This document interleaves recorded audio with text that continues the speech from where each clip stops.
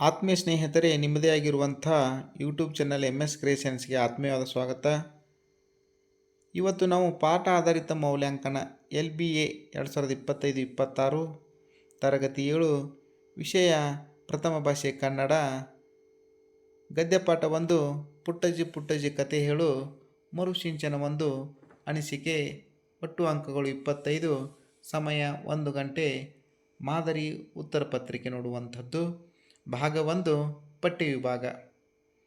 ಮೊದಲನೇ ಪ್ರಶ್ನೆ, ಹೊಂದಿಸಿ ಬರೆಯಿರಿ. ಅ ವಿಭಾಗ ಮತ್ತು ಬ ವಿಭಾಗ. ಒಂದನೇದು ರವಿ ಅಂಕಿತನಾಮ, ಎರಡನೇದು ಜಾಣ ವಿಶೇಷಣ. ಎರಡನೇ ಪ್ರಶ್ನೆ, ಕೆಳಗಿನ ಪದಗಳಿಗೆ ಅರ್ಥ ಬರೆಯಿರಿ. ಭೀತಿ, ಭಯ, ಸಾಂತ್ವನ, ಸಮಾಧಾನ. ಮೂರನೇ ಪ್ರಶ್ನೆ, ಆವರಣದಲ್ಲಿ ಸೂಚಿಸಿದಂತೆ ಉತ್ತರಿಸಿ. ಪ್ರಶ್ನೆ, ಹುಡುಗಿಯು ಪೂಜೆಗೆ 5 ಹೂಗಳನ್ನು ತಂದಳು. ಈ ವಾಕ್ಯದಲ್ಲಿನ ಸಂಖ್ಯಾವಾಚಕ ಪದ ಗುರುತಿಸಿ. ಉತ್ತರ 5 ಇದು ಸಂಖ್ಯಾವಾಚಕ ಪದವಾಗಿದೆ. ಆರನೇ ಪ್ರಶ್ನೆ, ಅವರು ಮನೆಯಿಂದ ಶಾಲೆಗೆ ಬಂದರು. ಈ ವಾಕ್ಯದಲ್ಲಿನ ಸರ್ವನಾಮ ಪದ ಗುರುತಿಸಿ. ಉತ್ತರ ಅವರು ಇದು ಸರ್ವನಾಮ ಪದವಾಗಿದೆ. ಏಳನೇ ಪ್ರಶ್ನೆ, ವೈದ್ಯರು ರೋಗಿಗೆ ಮದ್ದು ನೀಡಿದರು. ಈ ವಾಕ್ಯದಲ್ಲಿನ ಕ್ರಿಯಾಪದ ಗುರುತಿಸಿ ಬರೆಯಿರಿ. ಉತ್ತರ ನೀಡಿದರು ಇದು ಕ್ರಿಯಾಪದವಾಗಿದೆ. ಪ್ರಮುಖ ಪ್ರಶ್ನೆ, ಕೆಳಗಿನ ಪ್ರತಿಯೊಂದು ಪ್ರಶ್ನೆಗಳಿಗೆ ಒಂದೊಂದು ವಾಕ್ಯದಲ್ಲಿ ಉತ್ತರ ಬರೆಯಿರಿ.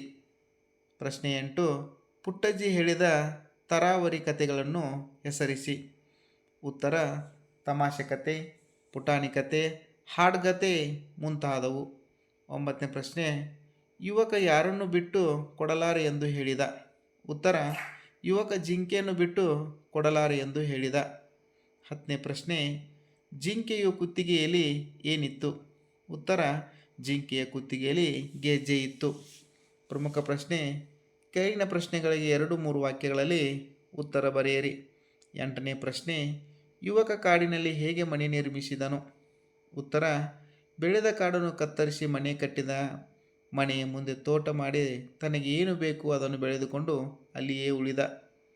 9ನೇ ಪ್ರಶ್ನೆ, ಹುಲಿಗೂ ಮತ್ತು ಯುವಕನಿಗೂ ನಡೆದ ಕಾಳಗದ ಬಗೆಗೆ ಬರೆಯಿರಿ.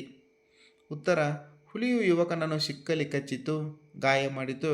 ಕೊನೆಗೆ ಯುವಕ ಸೋಲಲಿಲ್ಲ, ಹುಲಿ ಸೋತು ಪಲಾಯನ ಮಾಡಿತು.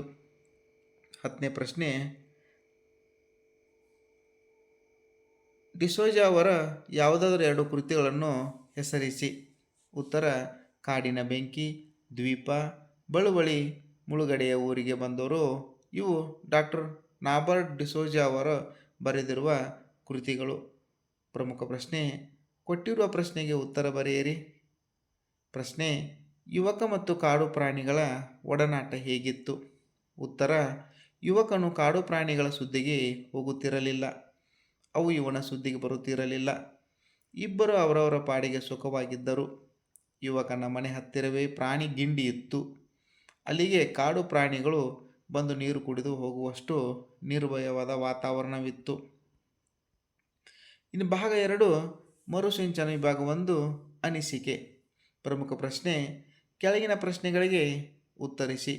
13ನೇ ಪ್ರಶ್ನೆ, ನಿಮ್ಮ ಸುತ್ತಮುತ್ತಲಿನ ಪರಿಸರದಲ್ಲಿ ವ್ಯಕ್ತಿಗಳು ಮಾಡುವ ವಿವಿಧ ವೃತ್ತಿಗಳನ್ನು ಪಟ್ಟಿ ಮಾಡಿ.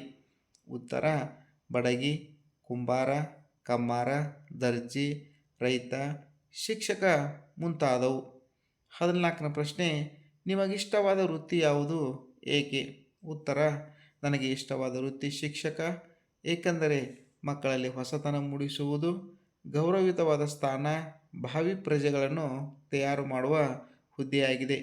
ಇಷ್ಟು ಈ ಮಾದರಿ ಪ್ರಶ್ನೆ ಉತ್ತರ ಸಹಿತವಾಗಿತ್ತು. ಎಲ್ಲರಿಗೂ ಧನ್ಯವಾದಗಳು.